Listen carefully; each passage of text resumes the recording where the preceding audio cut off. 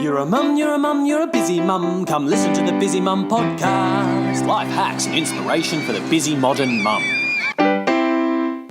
In today's episode of the Busy Mum podcast, I speak with my accountant, Nicole Canale of Canale Tax and Accounting. She is a mum to many, I'll let her explain, and has been running her business full-time now for 5 years. She started small and it is just growing through word of mouth and a few other means. Her husband also runs a plumbing business, so they both lead very busy lifestyles. Let's dive in. Hi Nicole, how are you going this morning? Hi Jackie, I'm good. How are you? Not too bad. Welcome to the Busy Mum podcast. Thanks for having me on today. No worries. It's been a little bit of a mess around this morning. I think it's taken us about 50 minutes to get technology working for us, not against us. So hopefully this will work and we'll have some really lovely audio for you guys. Can you tell me a little bit about yourself, Nicole? Yeah, so basically, I'm a daughter, I'm a sister, I'm a wife, I'm a mother, and I'm a stepmother. I've got a 3.5 little boy, a 1.5 little boy, and a 12-year-old stepdaughter. I've got my own accounting practice, which I'm based out at North Strathfield, and that's about it. Life's busy. Oh, that's about it. That's quite a few different layers there, Nicole. So what made you start your business? Sorry, what was that? What made you start your business? I think basically I always wanted to be my own boss. Mainly it was more for flexibility around, long life, having children and being flexible around them, being able to make it to their school functions and all that sort of stuff. So it was more for the flexibility than anything. And how have you found it working for yourself? Have you had that flexibility? The flexibility has been great, but I find that being in business, it's not for the faint-hearted. It's definitely very hard with, children trying to, get the business happening, and when they're sick, then you have to have time off work to attend to them. So the struggles are there definitely, but the flexibility is also there at the same time. Yeah, I find there's a good there is flexibility, but there's also a lot of accountability. So like if you don't work that day or if you're not delegating that work out, you don't get paid. And even sometimes when you do the work, you still don't get paid, which is really frustrating. And the other thing too is, if you don't work during the day because you have time off for the kids or to attend something, then you then have to make it up late at night time. So that's the downfall to it. Yeah, absolutely. I mean, we've kind of stopped doing that a little bit now. Ben, only for a period of time, Ben and I were just trying to have some chill time on the couch, having a wine and watching The Walking Dead or something mind-numbing like that.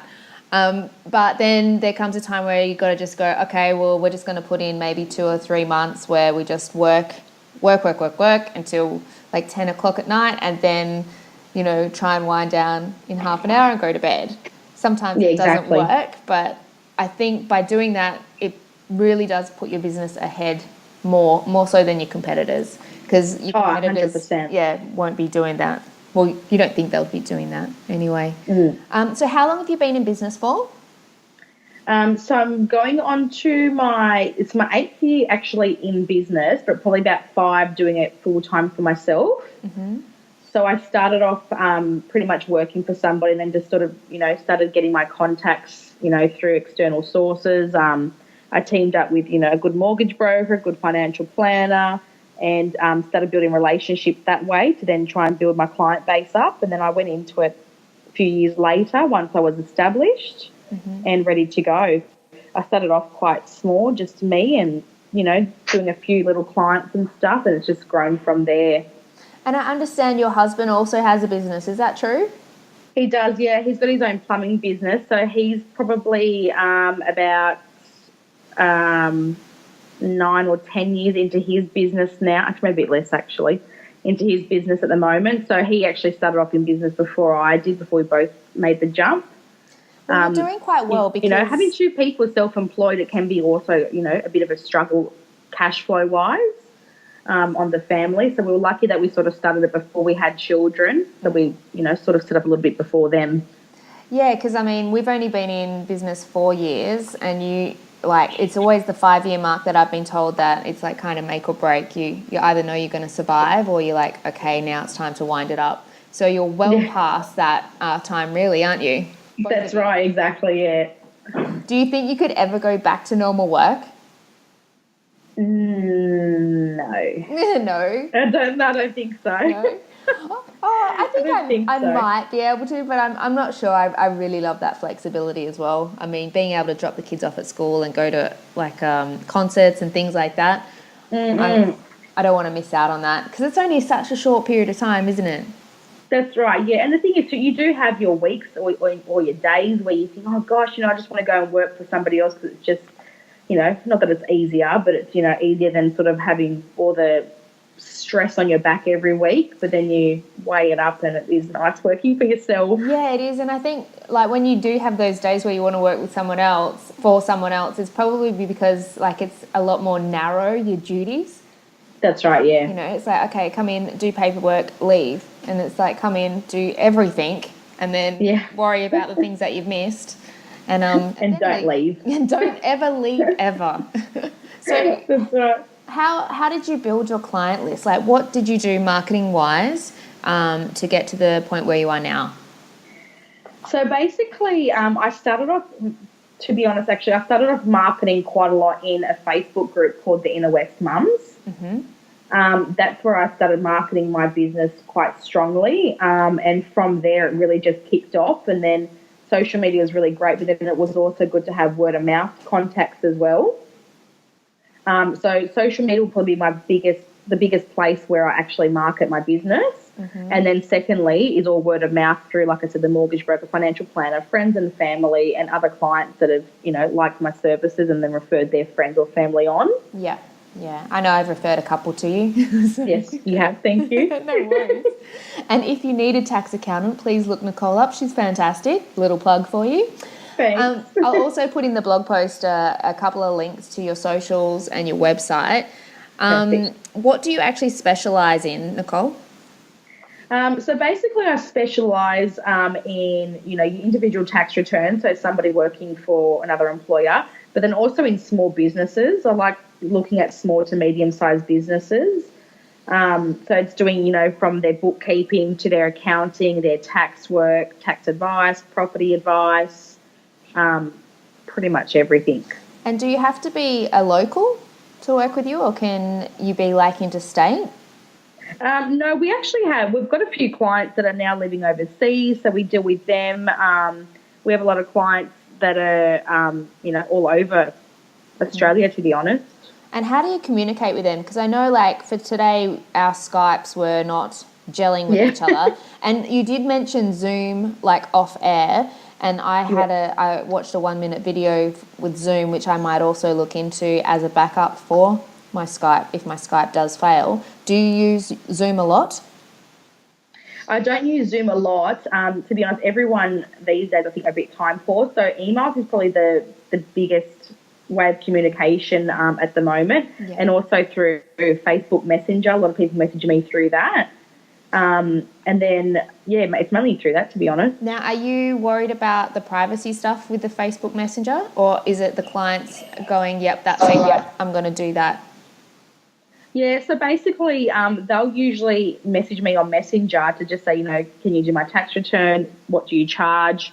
And then I'll sort of get their email address off them, and then I'll email them directly. Because, I do find that if you send your tax file number and date of birth and all that stuff through social media, it can, I don't know, go in the cloud somewhere. Yeah, it's just a bit scary. It's like you kind of want to keep those little bits private, don't you? That's it, exactly right, yeah.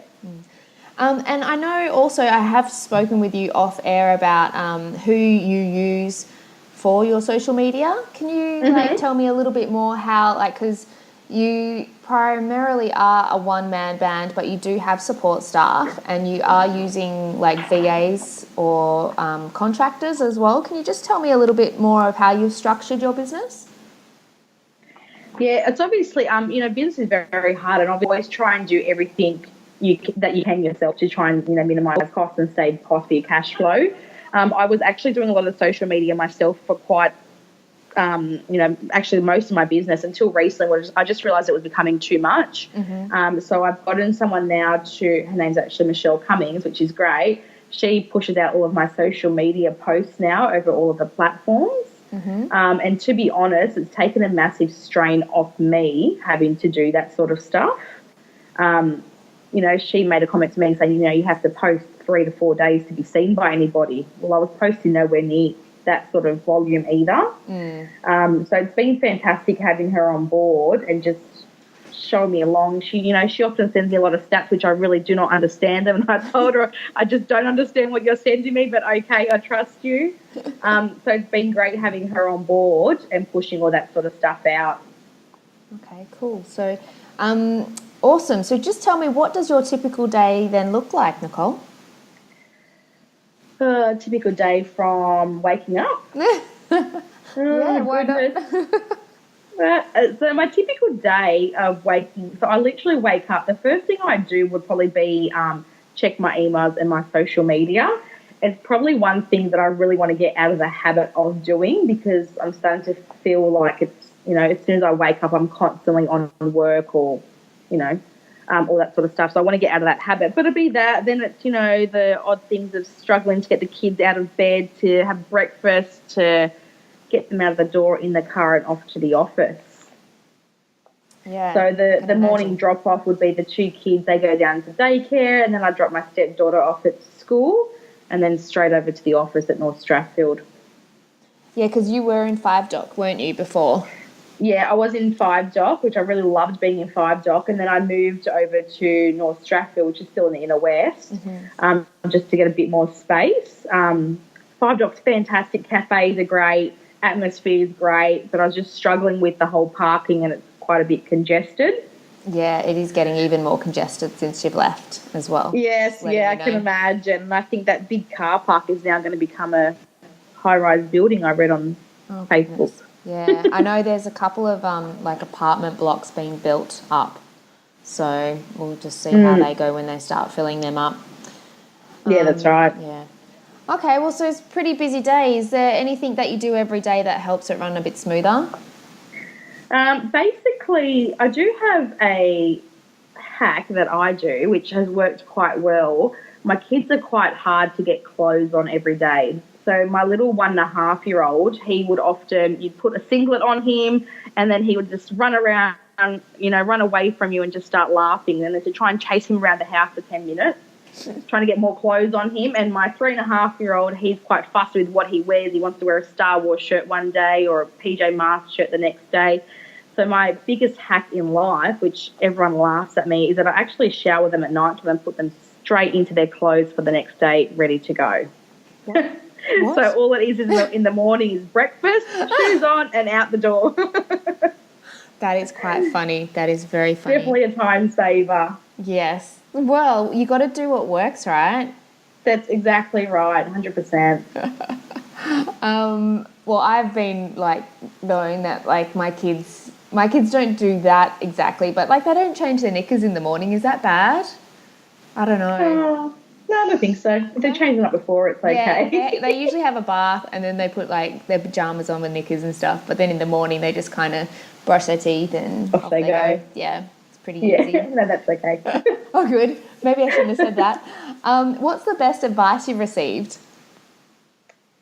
It's an odd one, but probably the best advice which I've received in my whole life, my whole business career, would be to don't prostitute yourself out. Don't prostitute yourself out? Yeah, it's a very odd one, and I thought about it, and I thought, I wonder what that person means by that, and then I realised that the way I interpret it was don't sell yourself short to anybody. Yeah, I think so. Yeah. In particularly, in business, don't do something for a quarter of the price just because you want to win the business, because you're selling yourself short of what you're actually worth. So it's more about valuing yourself rather than just making a quick dollar. Yeah, and I think also in the beginning of business, you do that. You That's do right, discount everything because you just think, oh, when's the next dollar going to come in? How, am I really worth it? And then like you can play all these mind games with yourself. Yeah, that's right. And I suppose my biggest thing too is I always say to people, and especially I always remind myself, always remember where you started, because that's what's formed the formation of your business. So it doesn't matter how much you grow, you still need to remember where you started and how you started. Yeah, and stay humble.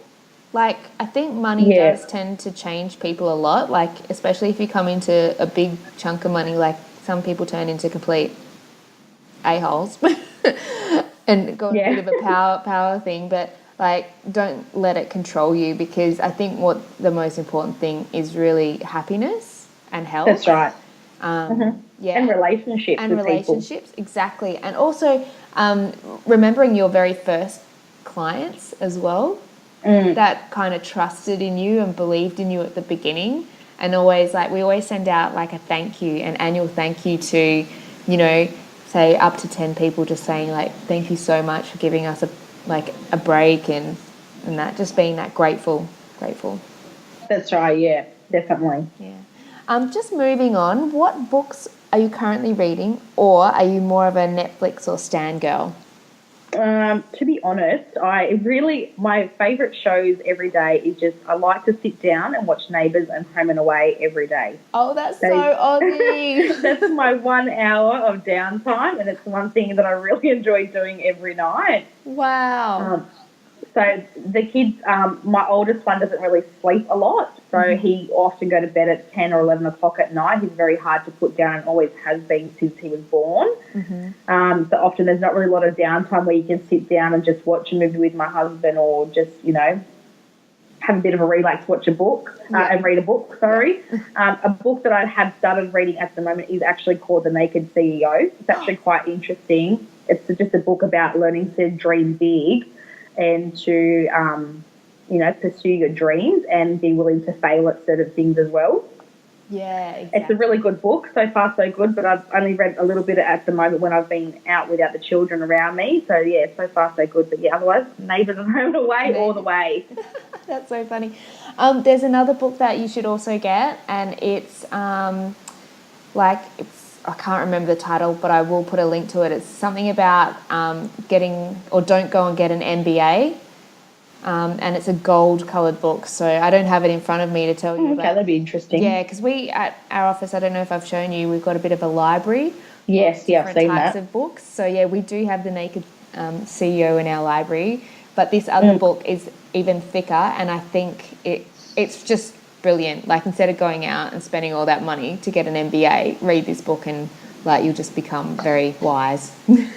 Yeah, that's right. And at the end of the day, you really don't need an MBA to succeed in life either. No, you don't. And it's forever changing. Like, they'll teach you one certain type of thing, and then that will become obsolete within 6 months.